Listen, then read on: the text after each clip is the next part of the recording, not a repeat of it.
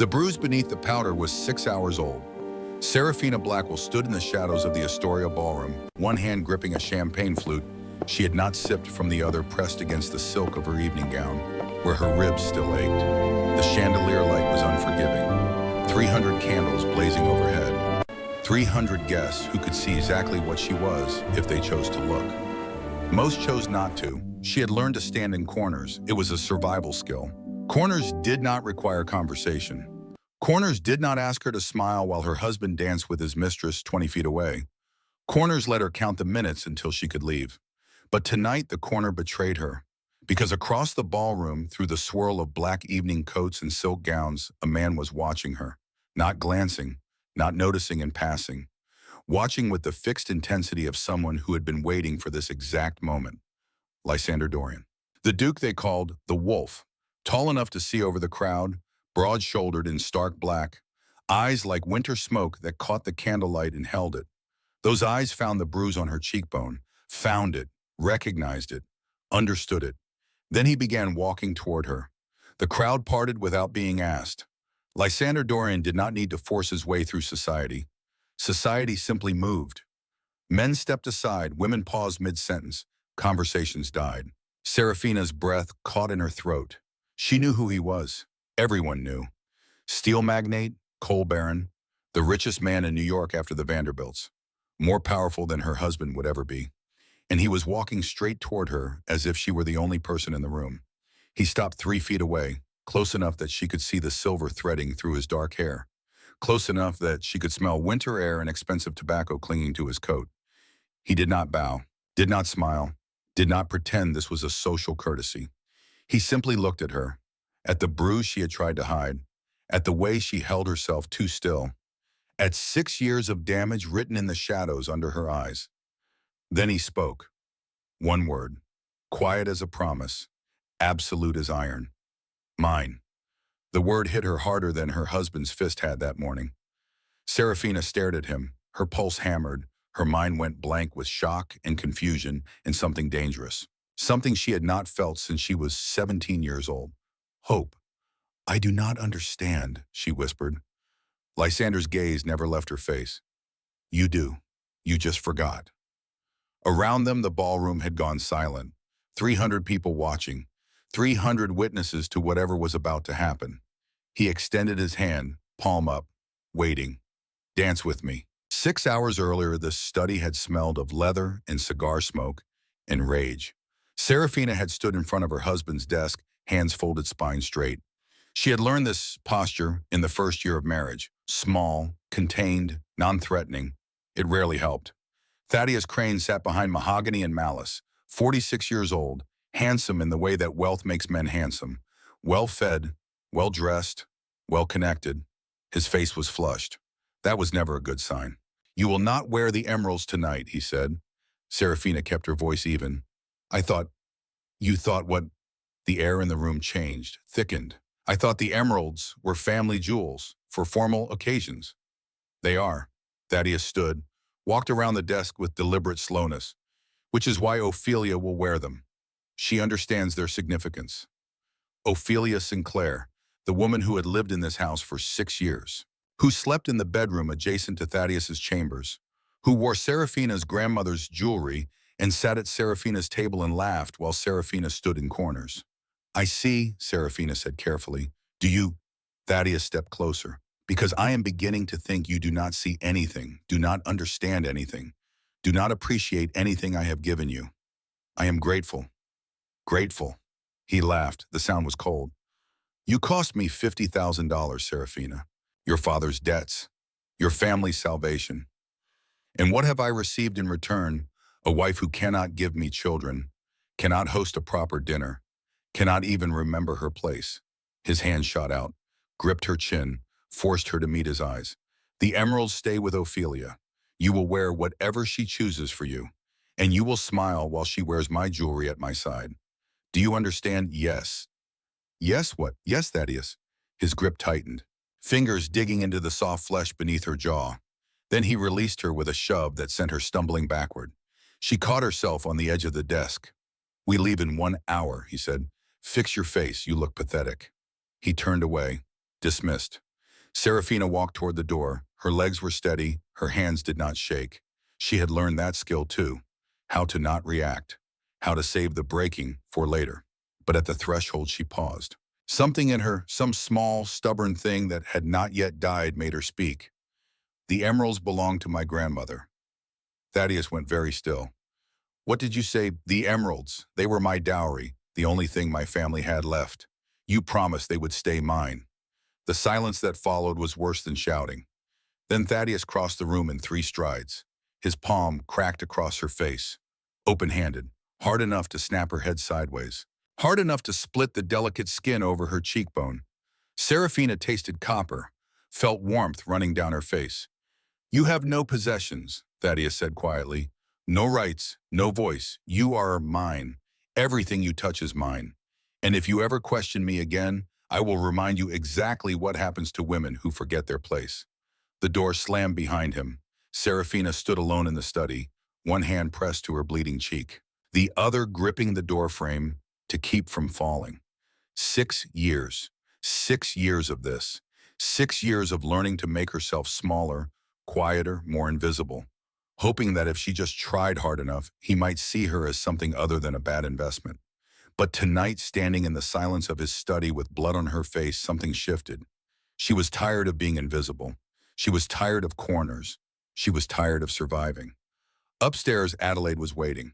The old housekeeper took one look at Serafina's face and said nothing, simply guided her to the vanity, cleaned the wound with gentle hands, applied powder thick enough to hide the damage. It will bruise tonight, Adelaide said quietly. I know. He did this because of the emeralds. He did this because he can. Adelaide's hands paused, then she reached into her apron and pulled out a small card. Thick paper, no writing, just an address on the back. If you need help, she said. Go here. Serafina looked at the card. What is this safety? Adelaide pressed it into her palm. Remember it, then burn it. Who sent you? The old woman smiled, sad, knowing. Someone who has been watching, someone who is waiting for the right moment. Waiting for what?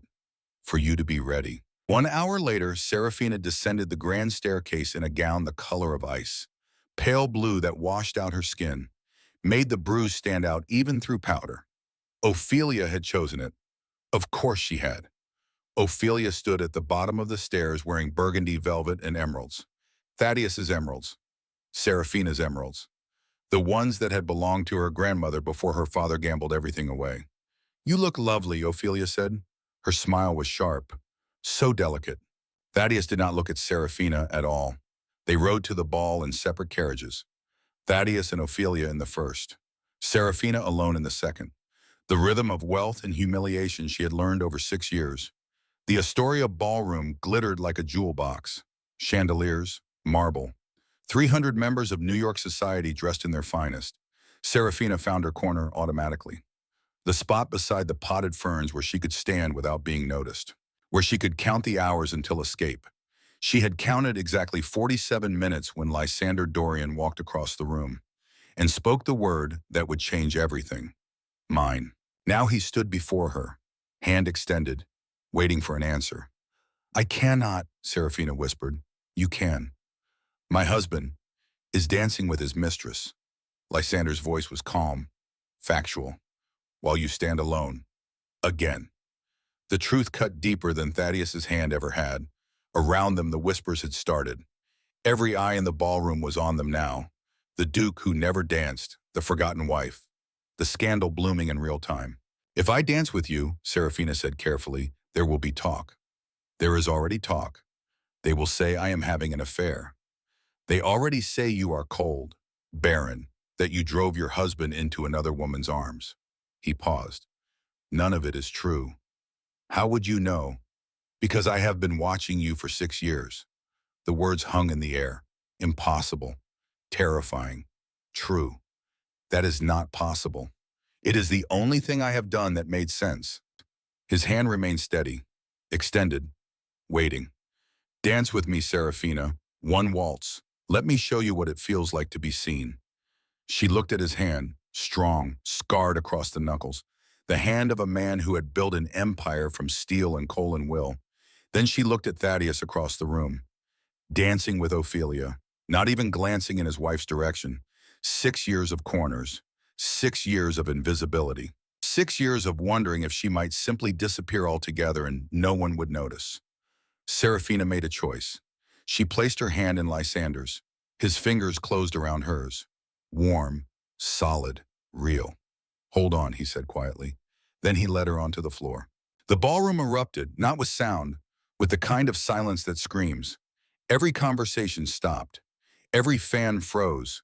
Every head turned to watch as Lysander Dorian, the man who never danced, who attended balls, only to conduct business, who had turned down every debutante and widow in New York, led Serafina Blackwell into a waltz. The orchestra faltered for half a measure, then recovered. Lysander's hands settled at her waist. Even through silk and corset, she could feel the heat of it. The certainty. "You are trembling," he said. "The most powerful man in New York is dancing with the most pitied woman in the room." Her voice was steadier than her hands. "Everyone is watching. Let them watch." They turned. The ballroom spun, candles and faces and judgment blurring into light and shadow. Serafina had not danced in 6 years. She had practiced alone sometimes, in the east wing of the mansion, counting steps under her breath while Adelaide hummed melodies. But this was different. This was real. "You said you have been watching," she whispered. "What does that mean?" Lysander's eyes never left her face. "It means I saw you the first time 6 years ago, at your debut. You were 17, wearing white, standing by the wall because your mother told you not to be too forward." Her breath caught. "You remember that?" "I remember everything about you." His voice was quiet, absolute. "I remember how you held your champagne glass with both hands, how you smiled when a servant stumbled with a tray, how that smile transformed your entire face." They turned again, closer now, his hand tightening slightly at her waist. "I was going to court you," he said, "after the season ended. I was going to call on your father. Do everything properly." His jaw tightened. "3 weeks later, you were engaged to Thaddeus Crane." The world tilted. "You wanted to marry you, yes." He looked at her, really looked. "The glass in my hand shattered when I heard the news. I spent 6 years wishing I had moved faster and watching you fade." Across the ballroom, Thaddeus had stopped dancing. His face was dark, dangerous. "He is angry," Serafina whispered. "Good. He will punish me for this. Not if I can help it." "You do not know him." Lysander's voice went cold. "I know everything about him. The railroad fraud, the embezzlement, the gambling debts, the 6 mistresses before Ophelia." He pulled her infinitesimally closer. "And I know he has hurt you, many times." The music swelled. The waltz was ending. "How do you know these things?" Serafina's voice was barely audible. "Because I hired the best investigators in America 4 years ago and told them to find everything." His eyes held hers. "Because I decided 6 years was long enough to watch, long enough to wait, long enough to prepare." "Prepare for what?" The final note rang out. Applause rippled through the ballroom. Polite, stunned. Lysander lifted her hand to his lips. The gesture was formal, devastating. "For war," he said. Then he released her and walked away. 5 years earlier, Serafina had been 17 and terrified. The wedding was in March. Trinity Church in Boston. 200 guests who came to see a baronet's daughter sold to save her family from ruin. She wore ivory silk that weighed more than she did. 40 tiny buttons up the back that her mother had fastened with shaking hands. "Stand still," her mother had said. "This is the most important day of your life." I have never even spoken to him. You do not need to speak to him. You need to marry him. Her mother's hands had paused. Your father owes money to men who break legs, Serafina. Your sisters need to eat. You are the only one beautiful enough to save us. What if I do not want to? The slap had been quick, efficient. This is not about what you want. This is about survival.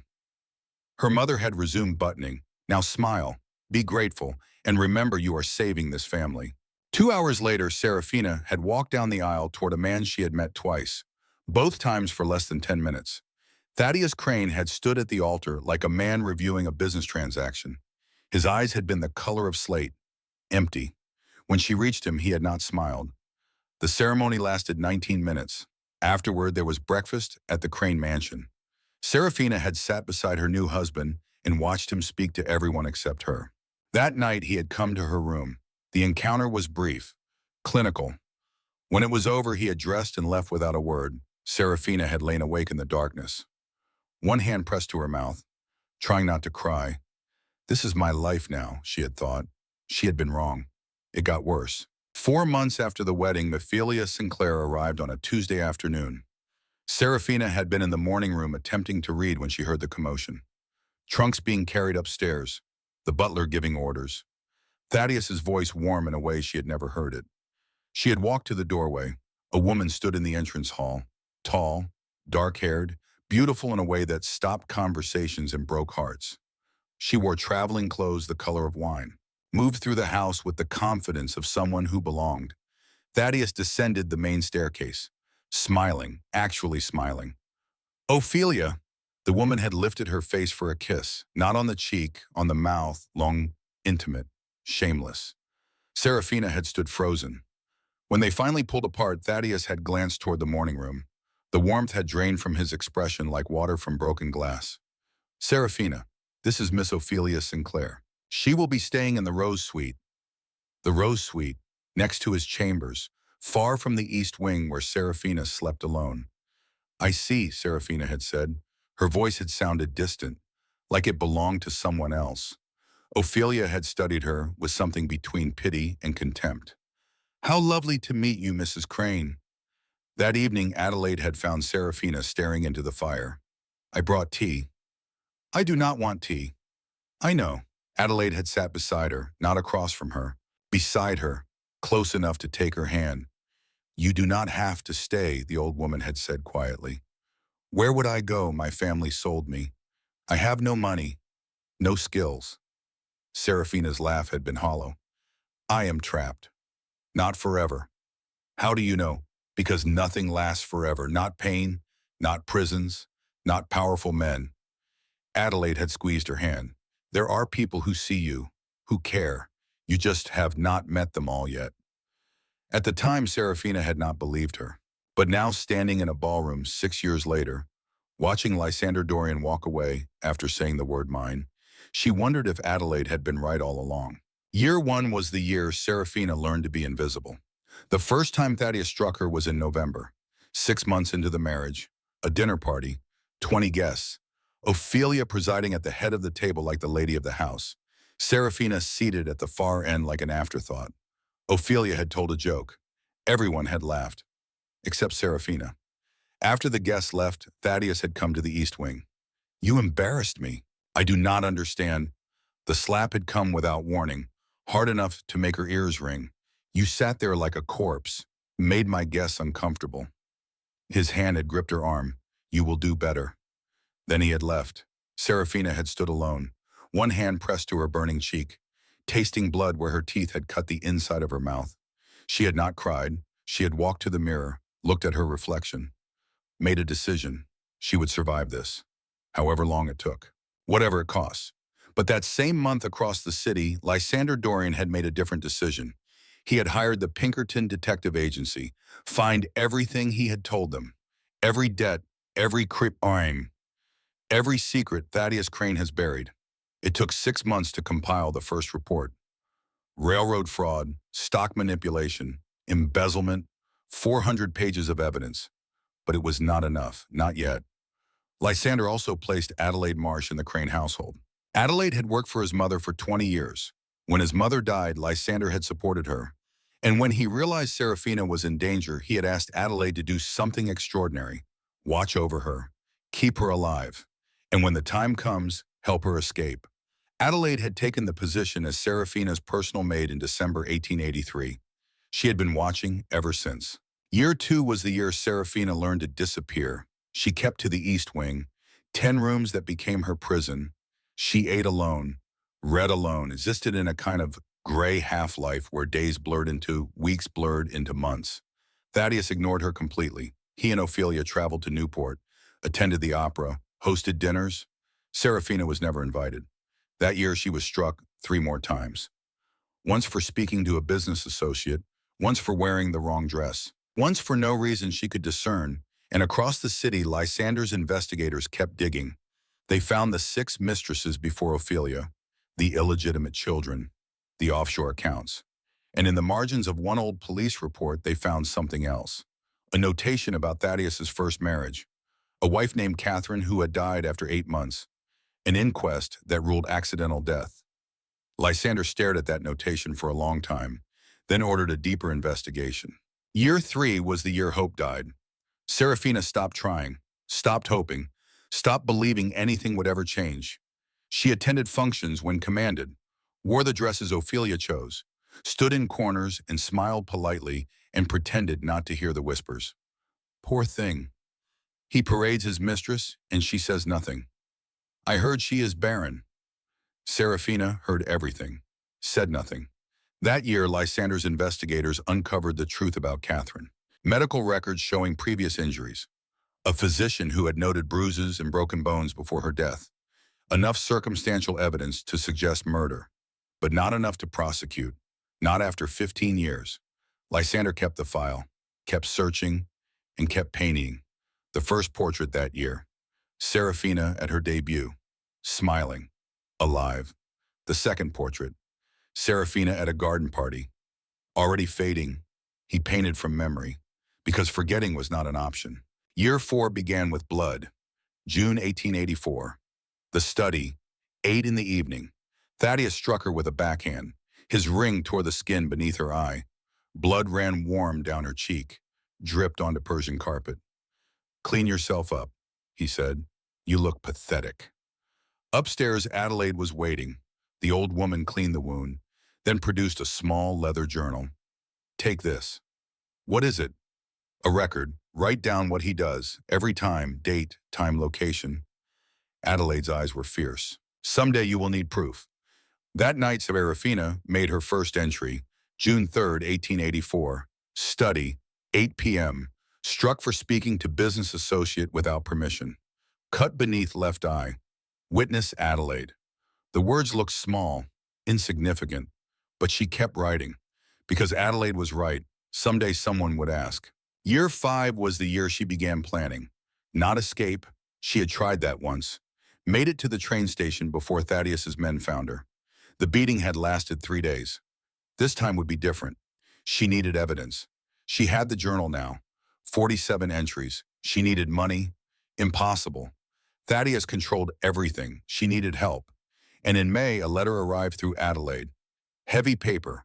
No return address. 2 words. I know. Someone knew, someone saw. Someone was preparing. Serafina burned the letter, then went back to her journal. Because now she had hope again. Year 6 began in August with an invitation to the Vanderbilt ball. Thaddeus had not wanted to attend, but Mrs. Astor insisted. They went in separate carriages, always separate. The Astoria ballroom glittered. Serafina found her corner, and then Lysander Dorian walked across the room, said the word mine, asked her to dance. Now, hours after that waltz, Serafina lay in her bed in the East Wing. Her cheekbone throbbed, her ribs ached, her mind raced. Tomorrow there would be consequences. Thaddeus would be angry. But tonight, she had felt someone's hand hold hers with gentleness. Had heard someone say they had been watching for 6 years. Had realized that somewhere in this city someone had been gathering evidence and making plans. The moment had arrived. Serafina reached beneath her mattress, pulled out the leather journal, opened to a blank page. August 23rd, 1888. Astoria Ballroom, 9:47 p.m. Dance with the Duke of Dorian. Thaddeus watched. Everything is about to change. She set down the pen. Outside her window, the city slept. Inside, Serafina Blackwell began to wake up. The war was coming, and she was ready. Morning came with the sound of shattering porcelain. Serafina woke to the crash from somewhere below. A woman's scream, cut short, then footsteps, heavy, deliberate, coming up the stairs toward the East Wing. She sat up slowly, every movement careful. The bruise on her cheekbone had darkened overnight to deep purple edged with sickly yellow. Her ribs ached where Thaddeus had kicked her 2 weeks ago. The pain was familiar now, almost comforting in its consistency. The footsteps stopped outside her door. Serafina held her breath. Then they continued past, down the hallway, away. She exhaled. Adelaide entered without knocking. Her face was pale beneath the morning light. "He is in a rage," the old woman said quietly. The newspapers arrived.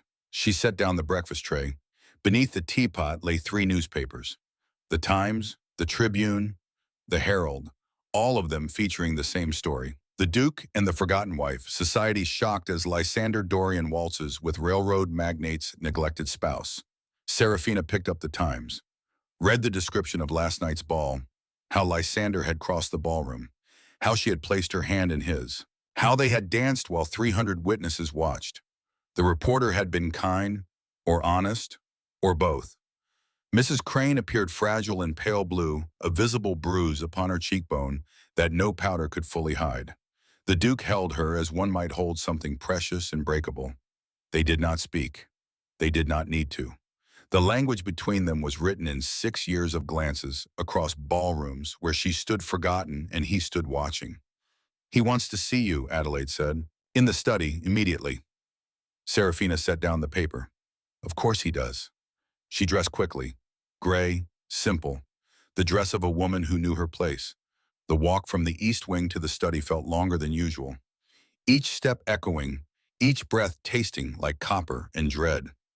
Thaddeus stood by the window when she entered, his back to her, shoulders rigid beneath expensive tailoring. The morning papers lay scattered across his desk like accusation. "6 years," he said without turning. "6 years I have provided for you, given you a home, a name, respectability." His voice was very quiet, very controlled. "And you repay me by humiliating me in front of 300 people. I only danced. You danced with Lysander Dorian." Thaddeus turned. His face was composed. Too composed. "The one man in this city with enough power to make me look weak. You chose him, deliberately." He asked. To refuse would have caused more scandal. Thaddeus laughed. The sound was dry as old bones. "You think I am stupid? You think I did not see how you looked at him, how he looked at you?" He moved closer, each step measured. "You are mine, Serafina, my property. You do not dance with other men. You do not smile at other men. You do not exist for other men." "I understand." "Do you?" His hand shot out, gripped her throat, not squeezing, just holding. A reminder of how easily he could. "Because I am beginning to think you need a lesson in gratitude." Serafina went very still. She had learned this too. How to not fight. How to make her body compliant even when her mind was screaming. He released her, stepped back. "We are attending the opera tonight. You, me, Ophelia." His eyes were cold, empty.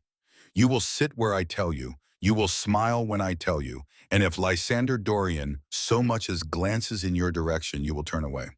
Are we clear?" "Yes." "Yes, what?" "Yes, Thaddeus." He studied her face, looking for defiance, for resistance, for any crack in her mask. She gave him nothing. "Good." He turned back to the window. "Now get out of my sight." Serafina walked toward the door. Her throat ached where his fingers had pressed. Her pulse hammered. At the threshold, she paused. "One more thing." Thaddeus did not turn. "After tonight, you are going upstate, to the country estate, indefinitely. You have become an embarrassment I can no longer afford." The words hit like a physical blow. Upstate, the estate in the Adirondacks, 300 miles from New York.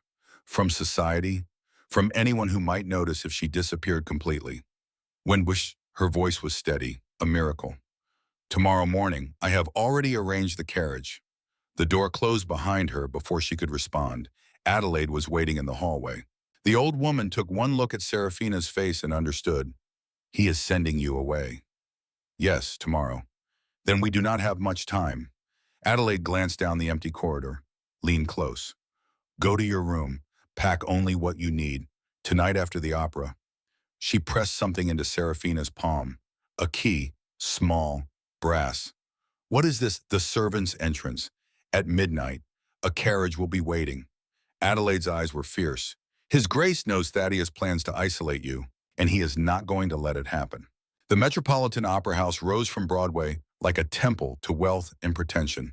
Serafina had attended dozens of performances there, always in the same seat, back corner of Thaddeus's box, silent and invisible while Ophelia sat at the front draped in stolen jewelry. Tonight felt different. Tonight felt like an ending. They arrived in the usual configuration. Thaddeus and Ophelia in the first carriage, Serafina alone in the second. But when they entered the grand foyer, something changed. The crowd did not part for Thaddeus, they parted for Serafina. Whispers followed her. Not pity this time, something else. That is her, the one who danced with the Duke. Look at her face, the bruise. He did that. Her own husband. Serafina kept her eyes forward, but she felt their attention like heat against her skin. Thaddeus's hand closed around her elbow, hard. His fingers dug into muscle and bone. Smile, he hissed. She smiled. They climbed the grand staircase toward the private boxes. Red carpet, gold railings, the crush of New York's elite in silk and diamonds. Then she saw him. Lysander Dorian stood at the top of the stairs, waiting, not alone. 3 men flanked him, lawyer Serafina guessed. Something about their stillness, their watchfulness. Thaddeus saw them too. His grip tightened until Serafina felt bones grinding. Keep walking. But Lysander stepped into their path. The crowd fell silent, every eye on them, every ear straining. Good evening, Crane, Lysander said. His voice was calm, conversational. But underneath ran something sharp and cold. Thaddeus's jaw worked. Dorian, I did not know you frequented the opera. I do not, usually. Lysander's eyes moved to Serafina, lingered on the bruise, on the finger marks around her throat that powder could not hide. Something dangerous flickered behind his expression. But tonight seemed important. Indeed, Thaddeus tried to step around him. Lysander did not move. 10 seconds passed. 20. The silence stretched. Mrs. Crane, Lysander said quietly, are you well? It was a simple question. Polite. The kind anyone might ask at the opera. But everyone knew what he was really asking. Serafina's throat was dry. Thaddeus's fingers were crushing her arm. She could feel Ophelia's eyes boring into her back. Could feel 300 people holding their breath. I am perfectly well, Your Grace, she said. Her voice was steady, practiced. Thank you for your concern. Lysander held her gaze. Are you certain? Quite certain. He studied her face for a long moment, then looked at Thaddeus, really looked. The kind of look that stripped away pretense and saw the truth underneath. How fortunate, Lysander said, each word precise. To be married to a man who takes such excellent care of his wife. The words were polite, the tone was acid. Thaddeus's face darkened. If you will excuse us. Of course. Lysander stepped aside. But as Serafina passed, he leaned close enough that only she could hear. 3 words, quiet as breath. Midnight, servant's entrance. She kept walking, because what choice did she have? Where else could she go except Adelaide had given her a key, except Lysander had been watching for 6 years, except something was changing. Something was breaking open, and Serafina did not know if she had the courage to face it. The opera was Verdi, La Traviata, the courtesan who loved a nobleman and died beautifully for it. Serafina had seen it 4 times, always ended the same way. She sat in the back corner of the box while music swelled and the soprano sang of love and sacrifice. Thaddeus and Ophelia sat at the front, their hands occasionally touching, their attention on the stage. No one looked at Serafina. She was good at being invisible. But halfway through the second act, she felt it. The weight of someone's attention. Heavy. Persistent. She glanced toward the opposite balcony. Lysander sat alone in his box, not watching the opera, watching her. Their eyes met across the vast space of the opera house, across the distance of wealth and power and 6 years of silence. He lifted one hand, gestured toward the exit behind him. A question, an offer, an escape. Serafina's heart hammered against her bruised ribs. She could not. She should not. It would be madness. It would be ruin. The soprano hit a high note that rang through the theater like crystal shattering. Serafina made a decision. She stood. Thaddeus glanced back. Where are you going? The ladies' room. I will only be a moment. He waved her away, already turning back to Ophelia, to the opera, to his life that did not include her. Serafina walked out of the box. Her legs felt strange, disconnected, as if they belonged to someone braver. The hallway was empty, red carpet, gold sconces, muffled music from behind closed doors. She walked toward the opposite balcony, toward Lysander's box, toward whatever waited. The door opened before she reached it. Lysander stood there, tall and solid and impossibly real. "You came," he said. "I should not have." "But you did." He stepped back, held the door open. "Please." This was the moment, the choice, the point where everything changed or stayed the same forever. Serafina stepped inside. The box was larger than Thaddeus's, richer, but empty except for the two of them. Lysander closed the door. The music became distant, muted. "Your face," he said quietly. "He did that because of me. He did it because he can." "Not anymore." Serafina looked at him, at the certainty in his eyes, the absolute conviction. "You cannot know that. I can." Lysander crossed to a table in the corner, picked up a leather folder, thick, heavy. "Because I have been preparing for 6 years, and I am done waiting." He opened the folder. Inside were documents, hundreds of pages, legal papers, financial records, photographs. "I know about the railroad fraud," Lysander said. "The stock manipulation, the bribes, every illegal transaction your husband has made in 15 years. He pulled out another section. "I know about his debts, the gambling, the 3 mortgages on your house that he has not told you about." Serafina's breath stopped. "How Pinkerton agents, the best investigators in America." He looked up. "I hired them 4 years ago, the moment I realized you were in danger. Told them to find everything. They did." He set down one stack and picked up another. "I also know about Ophelia and the 6 mistresses before her. I know about the illegitimate children. 3 of them. All paid off. All silenced." The room tilted. Serafina gripped the back of a chair. "Why are you telling me this?" Lysander stepped closer. "Because tomorrow he is sending you upstate, to isolate you, to punish you, to make sure you never dance with me again." His voice dropped. "And I am not going to let that happen." "You cannot stop him." "I already have." He pulled out one final document, placed it in her hands. A petition for divorce. Serafina stared at the words. They blurred, swam. "This is impossible. No judge would. Judge William Henderson will. I have already spoken to him. Confidentially, he is sympathetic. Even so, Thaddeus would fight. He would destroy me. He would try." Lysander's hand covered hers on the document. Warm, steady. "But I am richer than he is, more powerful. And I have spent 4 years building a case that will bury him." The music swelled. The soprano was dying on stage. Serafina looked down at their joined hands, at the petition that could change everything. "What do you want from me?" she whispered. "Only one thing." Lysander lifted her chin gently. "I want you to trust me for 6 more days. Let me handle your husband. Let me handle the lawyers. Let me do what I have been preparing to do since the moment I realized you were in danger." And after the divorce, his thumb brushed across her bruised cheekbone, feather light. "Then you will be free, and I will ask you a different question, one you can actually say no to." "He will kill me if I try to leave."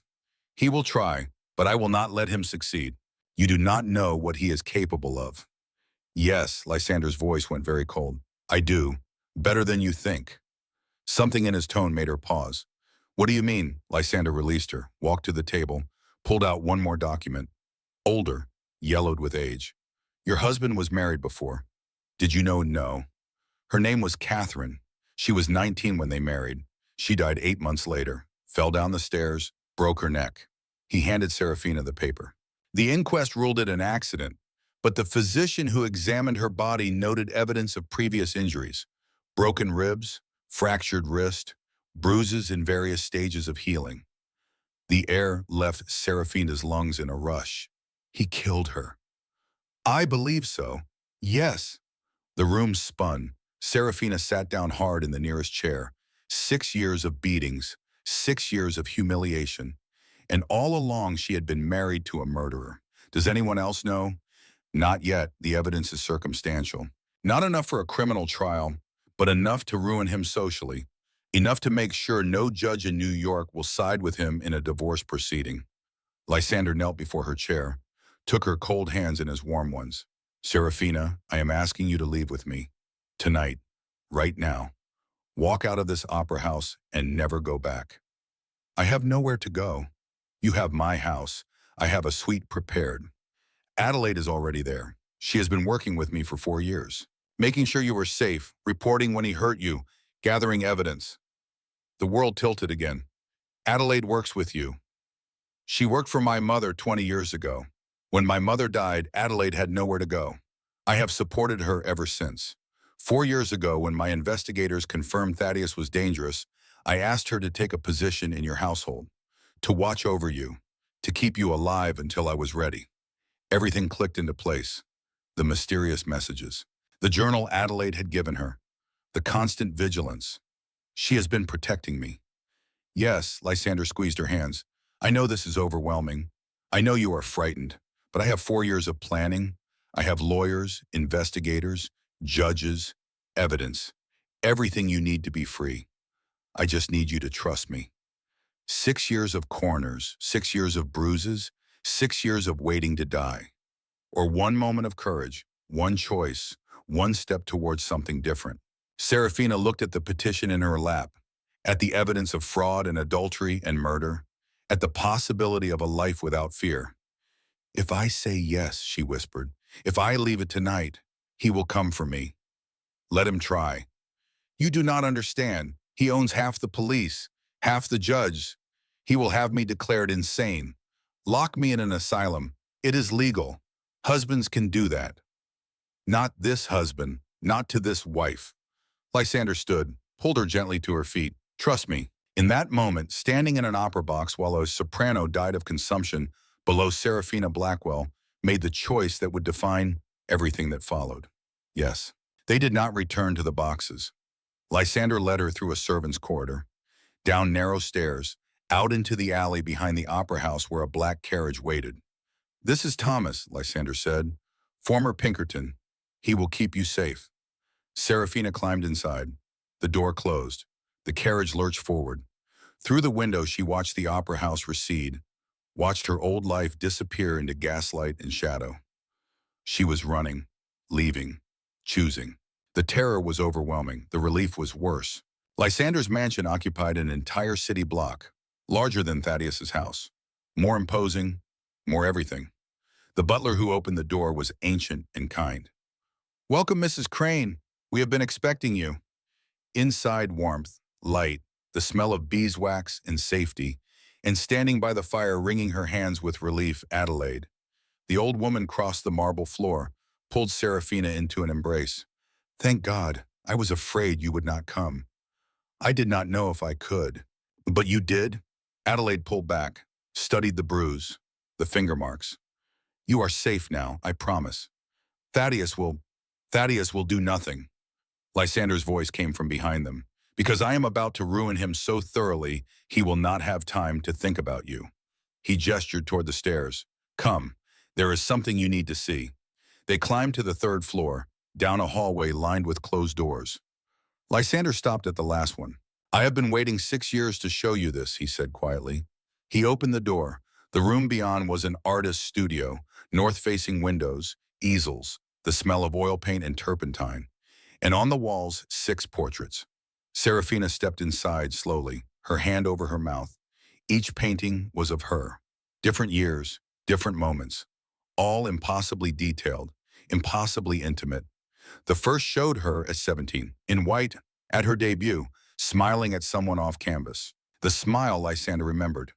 Real, unguarded. The second from a garden party. Year 2, wearing lavender, already fading. The third at the opera. Year 3, in the back corner, invisible. The fourth darker. Year 4, eyes hollow, face gaunt. The fifth in profile. Year 5, walking alone in Central Park. The sixth from this summer. By a window, light falling across the first bruise he had seen. The one that made him decide 6 years was enough. You painted these from memory, she whispered. Yes. Why, when? Lysander remained in the doorway, giving her space. Because I needed to remember what I was fighting for. On the days when the investigators came back empty, on the nights when I thought I might be insane, he paused. I painted you because forgetting was not an option. Serafina turned to face him. This man who had spent 6 years watching, planning, painting. What am I to you, she asked. Everything. The word hung between them. Simple, true, devastating.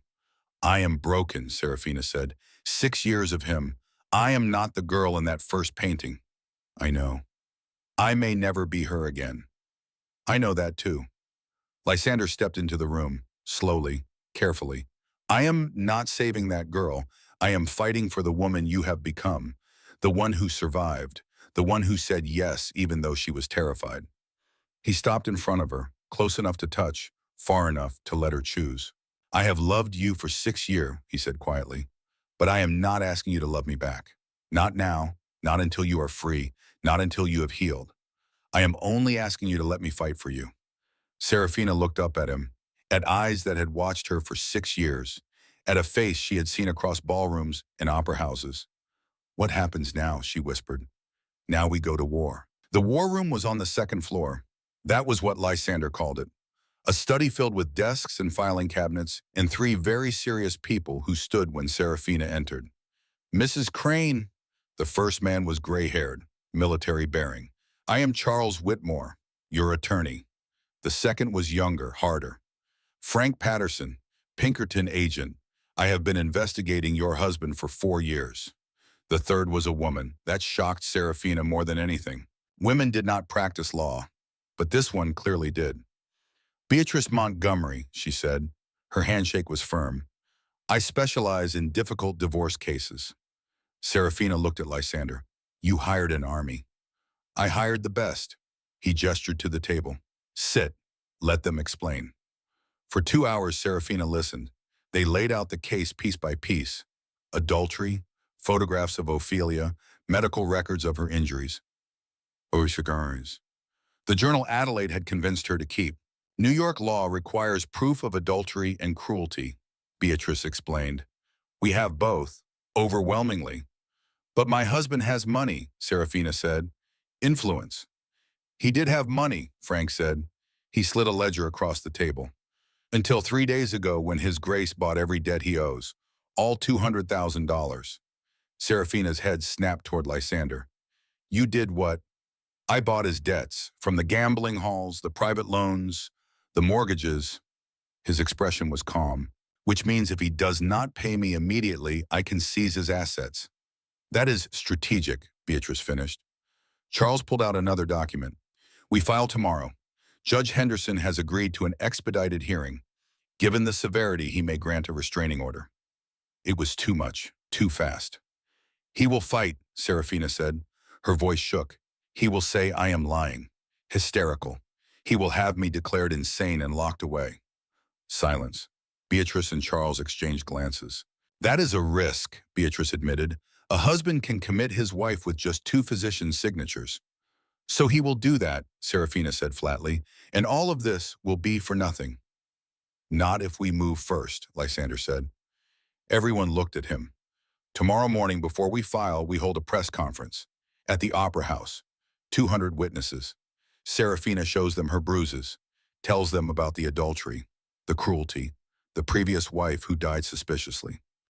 His eyes were cold. We make it so public that committing her looks like what it is, silencing a victim. That is dangerous, Charles said. Could backfire. Or it could save her life, Lysander replied. Once Thaddeus realizes she has left, he will move fast. We need to be faster. Serafina's hands shook. A press conference, standing before reporters and society, showing her shame, her failure, horrifying, brilliant. I will do it, she said. Everyone turned. I will stand before them and tell the truth, if that is what it takes. Her voice steadied. I have been silent for 6 years. I am done being silent. That night, Serafina slept in a bed that was not hers, in a house that felt like sanctuary. She did not sleep well. Her body kept waiting for footsteps, for doors opening, for pain.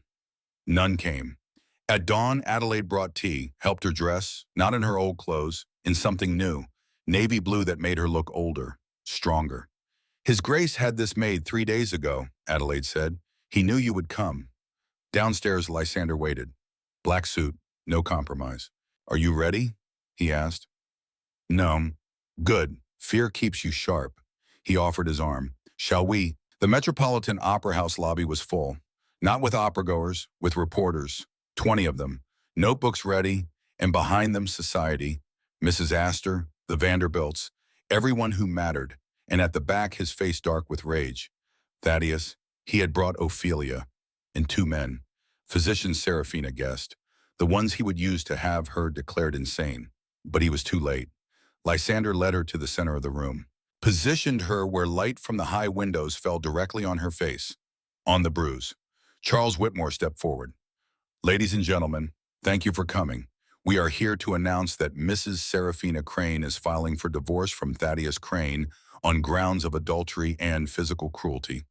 The room erupted. Questions shouted. Flashbulbs popping. Thaddeus started forward. Lysander moved to block him. The 2 men faced each other. Touch her, Lysander said quietly, and I will break your hand. Thaddeus stopped. Charles continued. Mrs. Crane has evidence, medical records, witness testimony, a journal documenting 6 years of abuse. He gestured to Serafina. She stepped forward, into the light, into 200 pairs of watching eyes. She lifted her hand, touched the bruise. My husband did this, she said, her voice clear, steady. Yesterday, because I danced with another man. It was not the first time. It will be the last. Silence. Then the questions. How long has this been happening? 6 years. Did you report it? To whom my husband owns half the police in this city. What about the adultery? Serafina looked at Ophelia. Miss Sinclair has lived in my home for 6 years, in the bedroom next to my husband's. That speaks for itself. More questions, more answers. And then at the end, she told them about Catherine. My husband was married before. His first wife died after 8 months. Fell down the stairs. The physician found evidence of previous injuries. She paused. I was almost his second victim. The room exploded.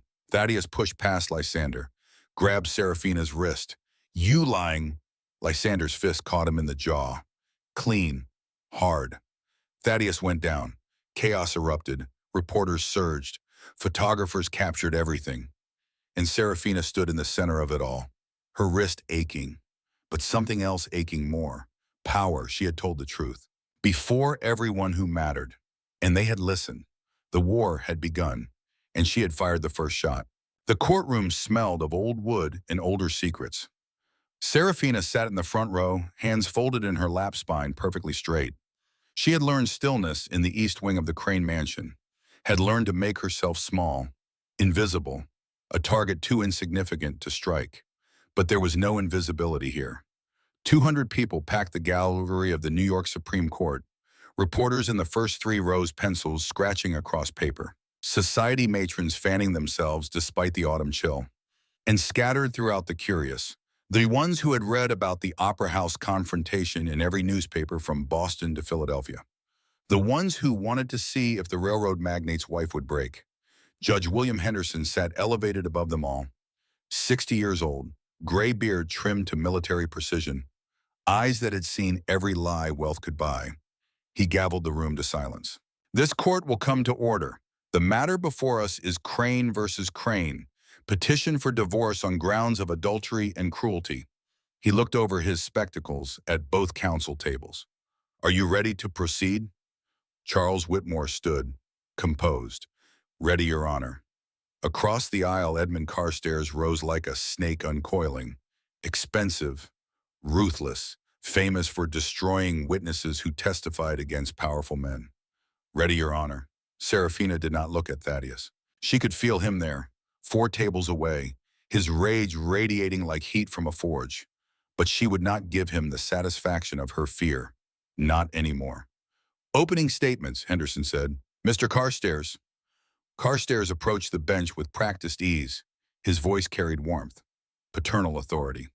Your Honor, what we have here is tragedy, not the tragedy Mrs. Crane claims. The real tragedy is a generous man who gave a penniless girl everything: wealth, position, respectability, and received in return only ingratitude and false accusation.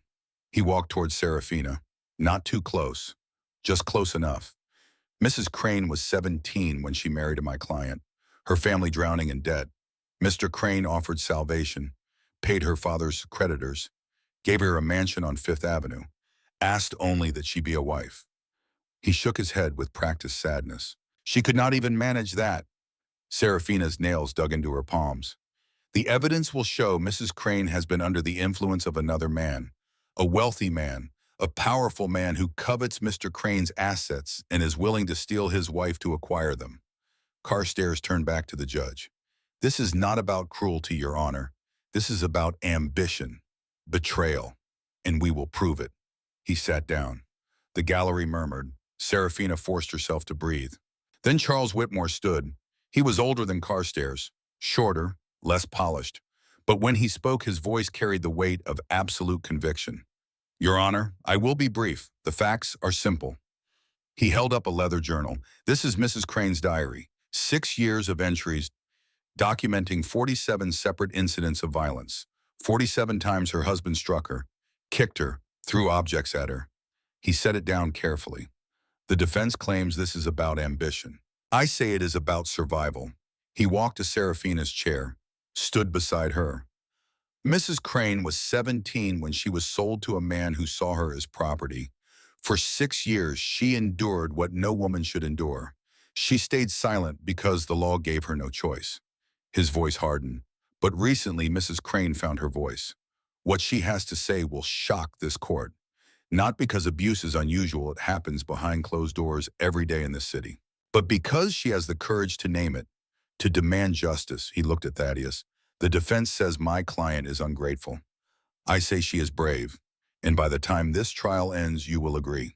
The first witness was Dr. Samuel Pierce, 60 years old, white-haired, physician to half of Fifth Avenue's elite. He took the oath with the gravity of a man who had seen too much suffering.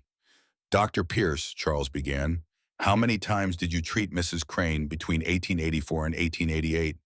4 times that I documented, possibly more that went unreported.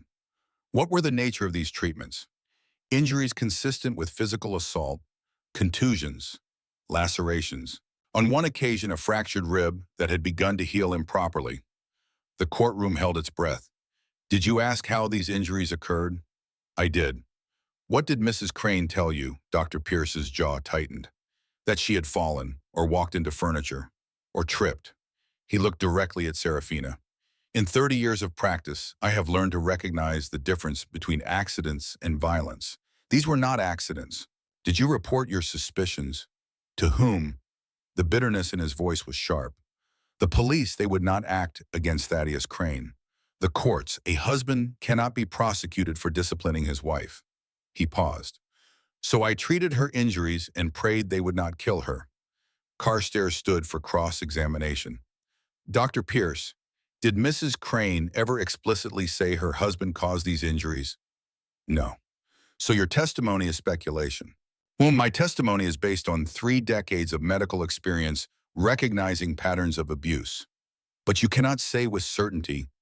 I can say I treated those injuries, that they were consistent with repeated assault, and that Mrs. Crane appeared terrified each time I examined her.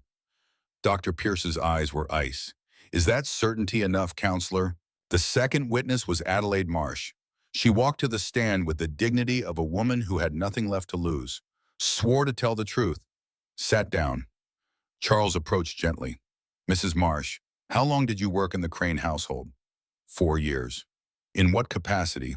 As Mrs. Crane's personal maid and companion. During those 4 years, did you witness Mr. Crane strike his wife? 3 times directly. More than a dozen times I heard it, saw the aftermath. The gallery erupted. Henderson gavelled for silence. Describe what you saw. Adelaide's hands were steady on the armrests. Her voice was not. The first time was November 1883, 6 months after the wedding. I heard shouting from the east wing, a crash. When I entered, Mrs. Crane's lip was bleeding. Mr. Crane was standing over her. Adelaide's eyes were fierce. He told me to clean her up, that she had been clumsy. What about the other incidents? November 1886, Mr. Crane struck her in the breakfast room because she questioned a household expense. April 1887. He threw a crystal decanter. It missed her head but shattered against the wall. Glass cut her arm. I bandaged it.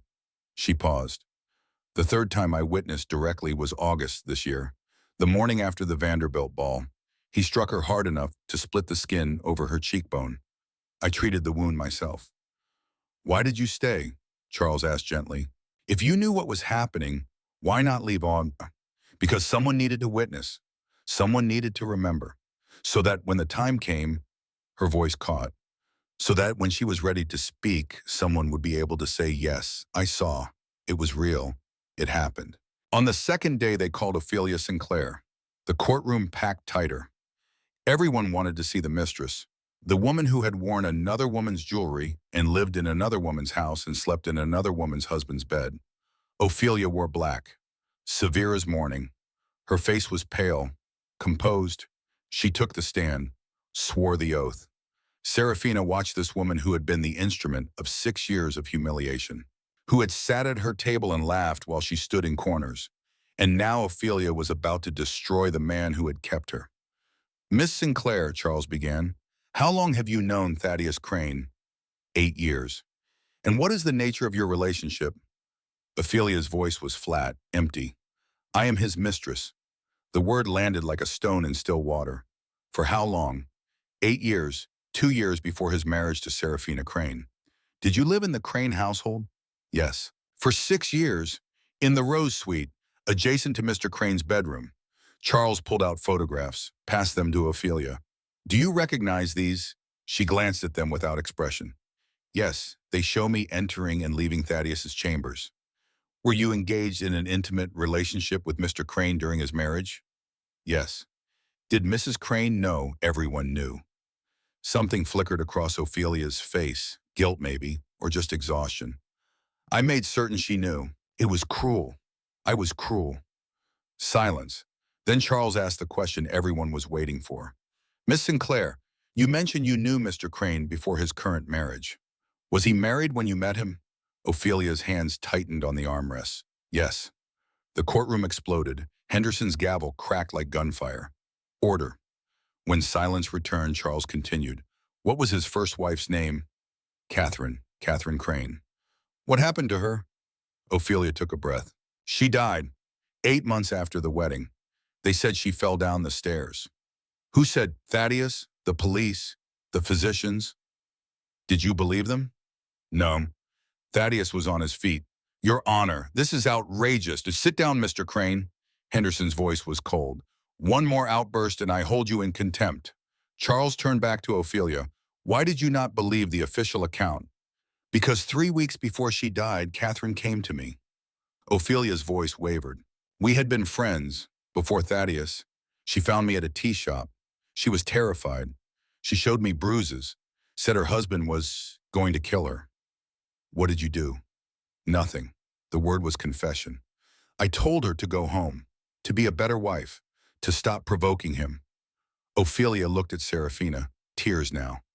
3 weeks later, she was dead, and I told myself it was an accident, because admitting otherwise would mean I could have saved her.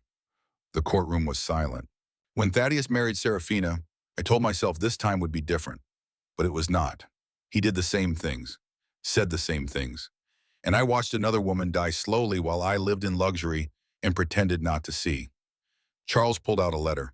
Miss Sinclair, do you recognize this? Ophelia's face went white. Yes. What is it? A letter from Thaddeus to me, written in July. Will you read the relevant portion? Ophelia's hand shook as she took the paper, her voice barely audible. If Serafina continues to embarrass me, I will handle it the same way I handled Catherine. An accident, a tragedy. Then you and I can marry properly. The courtroom erupted into chaos. Reporters fled for the doors. Society matrons gasped. And Thaddeus sat frozen, his face the color of old ash. Henderson's gavel cracked. Bailiff, take Mr. Crane into custody pending investigation into the death of his first wife. 2 officers moved forward. Thaddeus stood. For one moment, he looked at Serafina. Not with rage, with something colder. Calculation. He was already planning how to survive this. But as the bailiffs led him away in handcuffs, past 200 witnesses, past reporters who would print this across every front page in America, Serafina felt something shift in her chest. The man who had owned her for 6 years was being led away in chains, and she had put them there. On the third day, they called Serafina. She walked to the stand in gray silk, simple, dignified. The bruise had faded to yellow, but she wore no powder. She wanted it visible. She swore to tell the truth. Sat down. Charles approached with the leather journal. Mrs. Crane, do you recognize this? Yes, my diary. How long have you kept it? 4 years, since June 1884. Why did you start? Serafina had practiced this answer, rehearsed it, but sitting before 200 people rehearsal did not matter. Only truth. Because Adelaide told me to write down what he did. She said someday I would need proof. Someday someone would ask. Her voice was steady. When they did, I should have evidence. What did you write? Everything. Every time he struck me. Every time he humiliated me. Every time his mistress sat at my table while I stood in corners. Charles opened the journal. May I read some entries? She nodded. March 15th, 1884. He came to my room, left without speaking. I am not a wife. I am a duty. Silence. July 1884. She arrived today. The woman he loves. I will never be enough. Charles read entry after entry. 47 incidents. 6 years of violence in careful handwriting. Each entry dated, timed, witnessed when possible. By the end, several people in the gallery were crying. Then Carstairs stood for cross-examination. He approached like a predator. Mrs. Crane, you claim abuse, yet you stayed 6 years. Why? Because I had nowhere else to go. Your family sold me for $50,000. They made clear I was not welcome back. You could have sought help. I did, 4 times from physicians who told me husbands cannot be prosecuted for disciplining wives. So you took matters into your own hands, left for a wealthier man. Serafina's jaw tightened. I left because he was going to kill me, like he killed Catherine. Speculation. You have no proof. I have a letter where he says he will handle me the same way he handled his first wife. Her voice rose. I have medical records, witnesses, 6 years of documented violence. How much proof do you need? Proof these entries are genuine, not fabricated after the fact. The entries are dated, cross-referenced with medical appointments, social events, witnesses. She leaned forward. You want proof, Mr. Carstairs? Look at my face. Look at the scar tissue where he kicked my ribs. Look at the terror in every woman who has been told to go home and be a better wife. The courtroom held its breath. Carstairs tried again. On August 23rd, you danced with the Duke of Dorian. Does that sound like a frightened woman? Serafina met his eyes. It sounds like a woman who finally found someone willing to fight for her, or someone who gave her the courage to fight for herself. What is your relationship with the Duke? He saved my life. Is that all? That is everything. Carstairs smiled, not kindly. Do you love him? The question hung. Serafina thought about 6 portraits, about eyes that watched for 6 years, about a man who spent a fortune to give her freedom. I am learning to trust him, she said quietly, which is more than I ever had with my husband. The verdict came on the 4th day.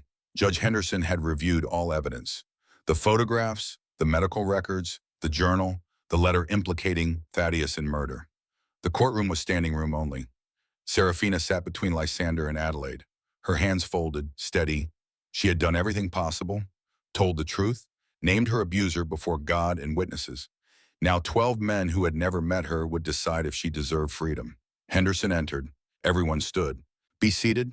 The rustle of fabric, creak of benches, then silence. This court has reviewed the evidence in Crane versus Crane, petition for divorce on grounds of adultery and cruelty. Henderson looked over his spectacles at Thaddeus, flanked by bailiffs. The evidence is overwhelming.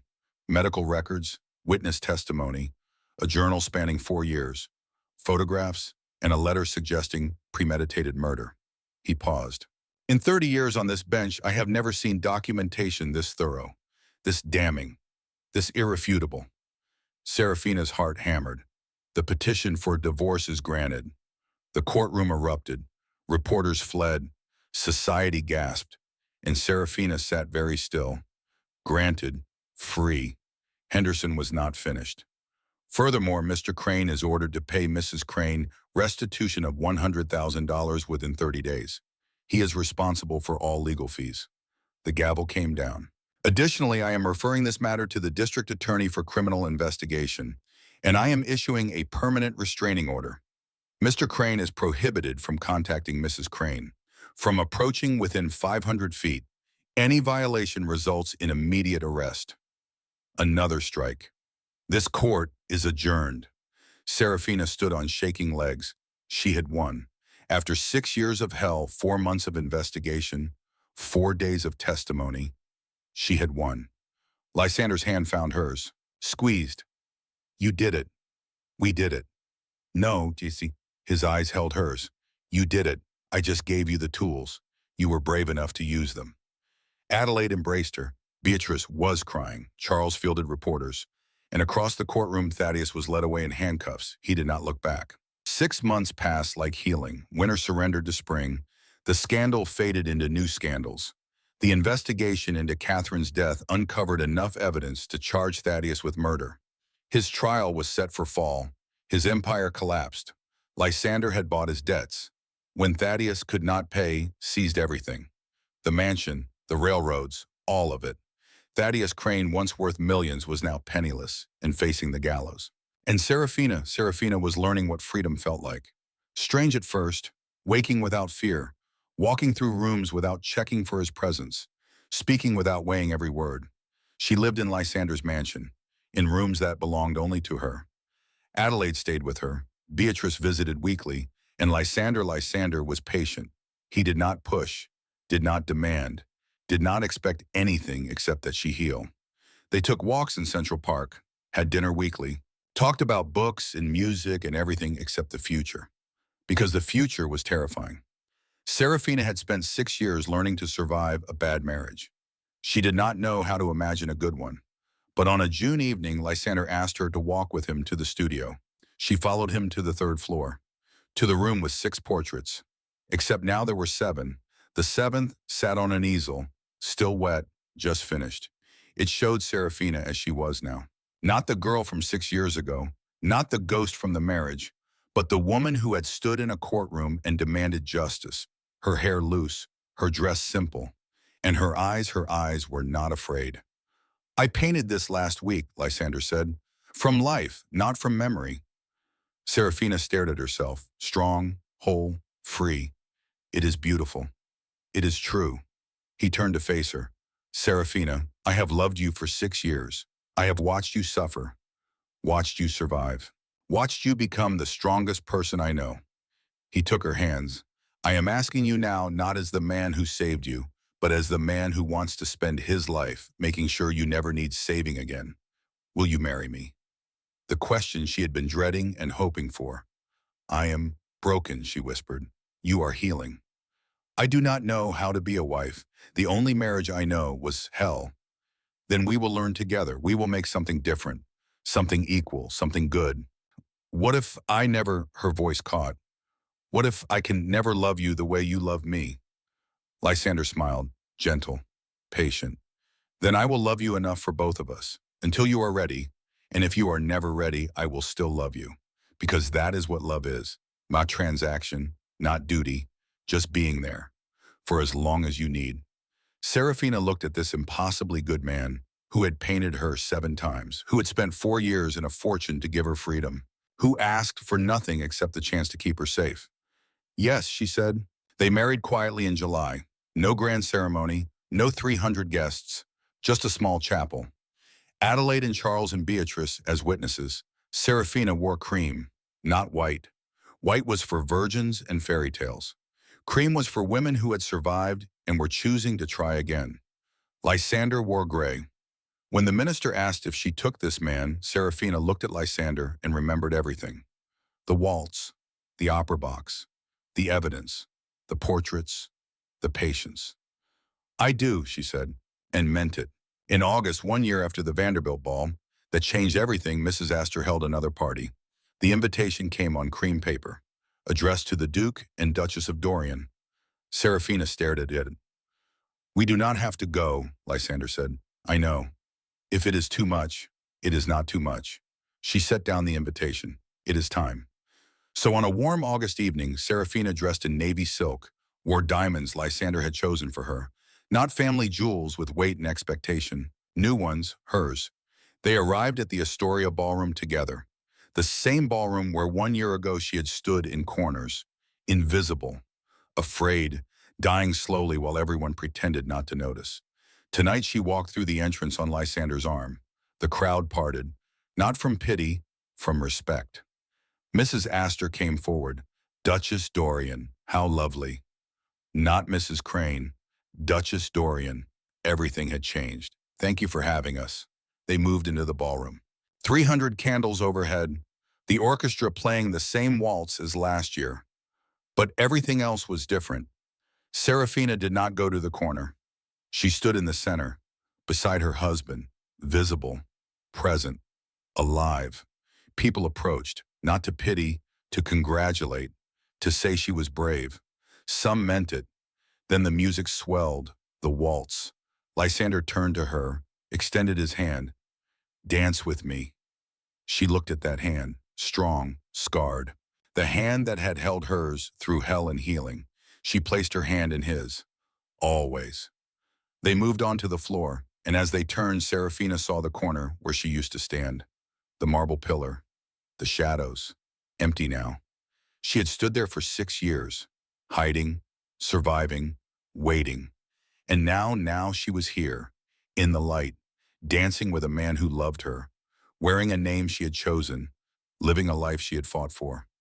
Lysander pulled her closer, not possessively, gently. What are you thinking? He asked. Serafina looked up at him, at eyes that had watched for 6 years, at the face of the man who had been patient enough to wait, strong enough to fight, wise enough to let her heal. I am thinking, she said quietly, that I am not afraid anymore. His smile was soft. Good. Of anything. Even better. They turned again, the ballroom spinning, candles and silk and watching eyes. But Serafina did not care, did not flinch, did not hide. She simply danced. And when the music ended, she did not let go of his hand, because she had learned something in 6 years of hell and 6 months of freedom. Strength was not the absence of fear. It was choosing to be brave anyway. Trust was not given freely. It was earned in small moments over time. And love was not possession, not duty, not transaction. Love was a man who painted your portrait 7 times and waited 6 years to see you smile. Across the ballroom, the corner beside the marble pillar remained empty. Serafina turned her back on it. She had spent 6 years in shadows. She would not spend another moment there. The orchestra began a new waltz. Lysander offered his hand again. And Serafina, the girl who had been sold at 17, the woman who had survived 6 years of hell, the duchess who had fought for freedom and won. She smiled. Not the practiced smile of a woman playing a role, the real one. The one that lit up her whole face. The one Lysander had fallen in love with 6 years ago. The one that said she was finally truly free. They danced until the candles burned low and the guests began to leave, until Mrs. Astor herself bid them good night with genuine warmth. Then they walked out of the Astoria Ballroom together. Not running, not hiding, walking, into a life they had chosen, a marriage built on respect and patience and something that given time had become love. Outside, the night air was cool. The city hummed with life. Gaslights flickered along Fifth Avenue. Lysander helped her into their carriage, sat beside her, took her hand. Are you well? Serafina looked at him, at the man who had saved her life by giving her the tools to save herself, who had never asked for anything except the chance to help her heal. Yes, she said, and for the first time in 6 years it was completely true. The carriage rolled forward, away from the ballroom, away from the past, toward whatever came next. Serafina leaned her head against Lysander's shoulder, and somewhere in the darkness, in a cell awaiting trial for murder, Thaddeus Crane sat alone, his empire gone, his fortune seized, his reputation destroyed. He had owned a woman for 6 years, and in the end she had been the one to put him in chains. Justice tasted like freedom, and freedom tasted like the beginning of something new. The carriage turned onto their street, home. Not a mansion that felt like prison, but a house that felt like sanctuary. Lysander helped her down. They walked up the steps together, and as the door closed behind them, Serafina looked back one last time, at the city, at the life she had survived, at the woman she used to be. Then she turned away, because she was not that woman anymore. She was the Duchess of Dorian, the woman who had stood in a courtroom and told the truth, the woman who had chosen courage over corners, the woman who was free, and she would never go back.